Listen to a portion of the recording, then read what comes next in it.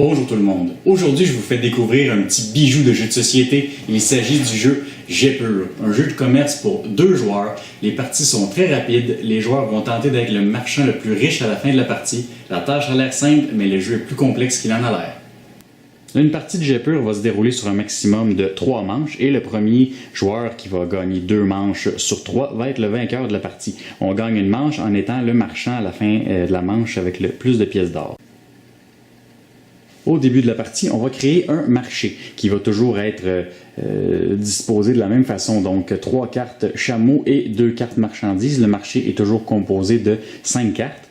Les 2 joueurs vont piger 5 cartes chacun qui vont composer leur main initiale. Et si jamais les joueurs ont des chameaux dans ces 5 cartes-là, ils vont les déposer devant eux. Ils vont faire une pile et ça va être considéré comme leur enclos à chameaux. Les joueurs n'ont pas besoin de dévoiler combien de chameaux ils ont dans leur pile. À son tour, un joueur a le choix entre 2 actions, prendre des cartes ou vendre des cartes. Mais il ne peut seulement qu'effectuer une action. Il y a plusieurs façons d'aller prendre des cartes. On peut aller prendre plusieurs marchandises dans le marché. Donc, si un joueur désirait aller chercher une marchandise de textile et du cuir, il pourrait aller chercher les 2 cartes marchandises. Il devrait les remplacer par 2 cartes de son jeu. Ça, c'est ce qui arrive lorsqu'un joueur prend plusieurs marchandises. S'il y avait 3, 4, 5 cartes marchandises, il pourrait aller chercher les 5, mais il doit absolument remettre des cartes de sa main en jeu. Si un joueur veut prendre une seule carte marchandise, il peut le faire également. Il l'ajoute à sa main et va ensuite remplacer la carte par une nouvelle carte de la pile de cartes marchandises. Et il y a une dernière façon qu'on peut de prendre des cartes, c'est lorsqu'on s'approprie les chameaux qui se trouvent dans le marché. Lorsqu'on fait cette action, on prend toutes les cartes chameaux disponibles dans le marché et on les ajoute à notre enclos à chameaux. Et on va dévoiler des nouvelles cartes de la pile de marchandises. Maintenant, à quoi servent les chameaux? Bien, ils nous servent à troquer de la même façon que lorsqu'on va chercher plusieurs marchandises dans le marché, comme je vous expliquais au début. Donc, si un joueur va chercher plusieurs marchandises, s'il veut aller chercher les 2 cartes or qui se trouvent ici, il peut les prendre et à la place de redonner des cartes de sa main, il pourrait les remplacer par 2 chameaux. La deuxième option offerte aux joueurs est de vendre des cartes. La façon que ça fonctionne, eh bien, un joueur va tout simplement défausser des cartes de sa main et va aller se chercher le nombre égal de jetons qui correspond à la même marchandise. Donc ici, un joueur qui se débarrasse de 2 cartes épices va aller chercher 2 jetons d'épices qui valent 5 et 3. Et ça, c'est des pièces d'or qui vont être accumulées pour son décompte à la fin de la manche. Donc, si vous remarquez, il y a plusieurs types de marchandises, de l'argent, des rubis, de l'or, du textile, des épices et du cuir.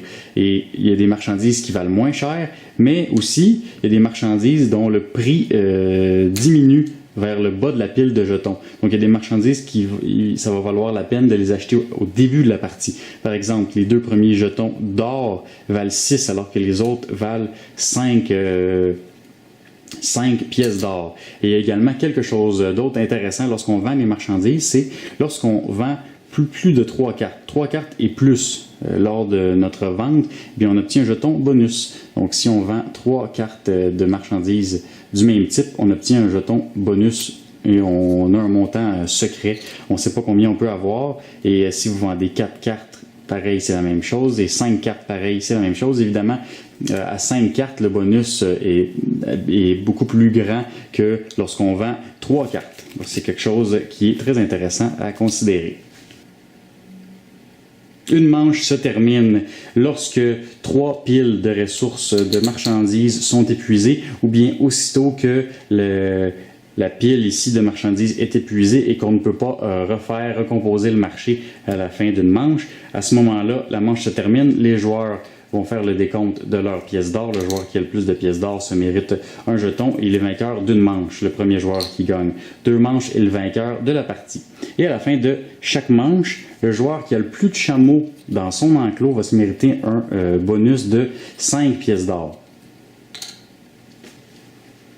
Donc, les chameaux sont un aspect important de la partie et c'est évident que lorsque vous vous appropriez des chameaux, évidemment, vous allez dévoiler des nouvelles cartes qui pourraient être importantes pour votre adversaire. Mais d'un autre côté, les chameaux sont un levier et vous permettent d'échanger de nombreuses cartes d'un seul coup. J'ai vraiment été très impressionné par ce petit jeu-là, par sa simplicité, son élégance, mais aussi sa complexité. Les actions qu'on peut effectuer dans le jeu sont simples, mais on voit en jouant que nos décisions vont influencer directement notre résultat à la fin de la manche. Et il y a un petit peu de chance, évidemment. On ne sait jamais quelle carte on va dévoiler pour notre adversaire, mais si on joue de façon stratégique, il y a une façon de limiter un peu les effets de la chance. Et les chameaux. Ne sous-estimez pas les chameaux, ils sont très importants. Selon moi, le joueur qui va gagner, c'est celui qui va avoir le meilleur timing lorsqu'il va s'approprier des chameaux. Alors, Jet Pur, c'est un jeu qui est vraiment très agréable. Les parties sont rapides. Si vous avez souvent l'opportunité de jouer à des jeux à 2 joueurs, je vous le suggère fortement. Vous devriez définitivement l'avoir dans votre collection et vous allez le sortir très souvent.